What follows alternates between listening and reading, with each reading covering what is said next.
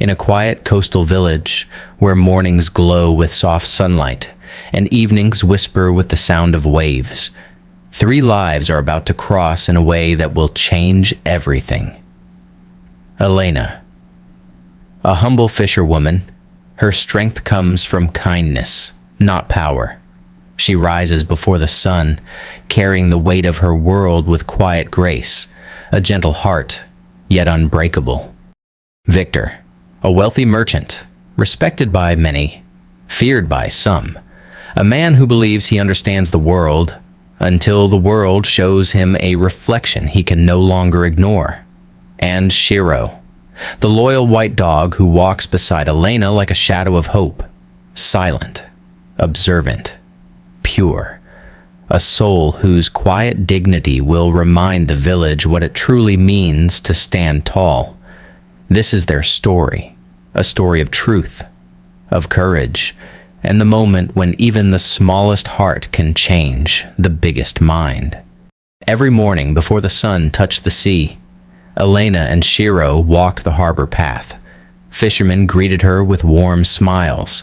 Children ran to pet Shiro, who wagged his tail gently, never demanding attention, only giving it.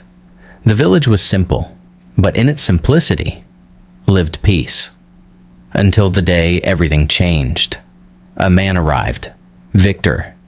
Victor built a large house near the shore, bigger, brighter, louder than anything the village had seen. He didn't like stray dogs, and he especially didn't like Shiro wandering near his property. But Shiro simply looked at him with calm eyes.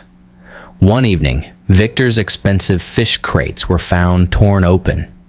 Before anyone could speak, he pointed at Shiro. "That dog, he's the one. Chase him away." The villagers hesitated. They knew Shiro. They knew his gentle nature. But Victor's voice was loud. His money was louder. And so, they chased Shiro away. Elena cried out, "He's innocent!" But no one listened. Shiro stood at the edge of the village, rain pouring down his fur. He didn't bark. He didn't fight. He just looked back, calm, hurt, but not broken. Elena found him later shivering. She held him close. "You did nothing wrong," she whispered. "And one day, they will see." Days passed. Victor's guards watched everything carefully, but the thefts continued. One night, Elena saw shadows near Victor's storehouse. Not Shiro, but two wild jackals, hungry, desperate, dangerous, tearing through everything. She shouted for help, but the storm drowned her voice. Shiro heard her. He ran through the storm faster than he ever had. He leaped between Elena and the jackals, barking fiercely, a sound the village had never heard from him.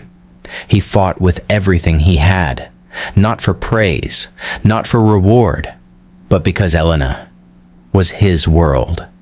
When it ended, the jackals fled, and Shiro stood there, bleeding, wounded, but victorious.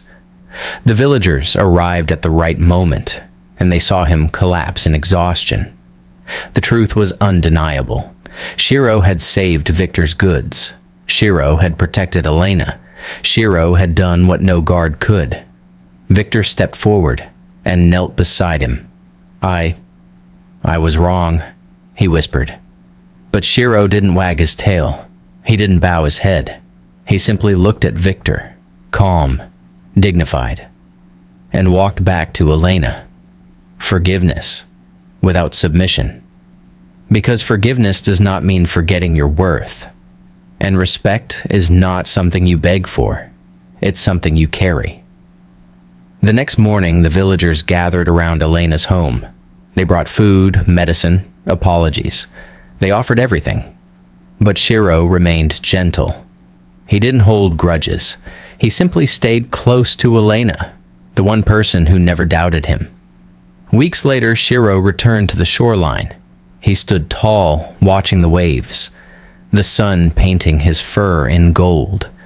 The villagers watched in silence. He didn't need words. He didn't need praise. His dignity spoke for him. Because the strongest people don't prove themselves. They remain themselves. Sometimes, the greatest courage is refusing to bow when you know you're right. And sometimes, the purest heart belongs to the one the world misunderstands.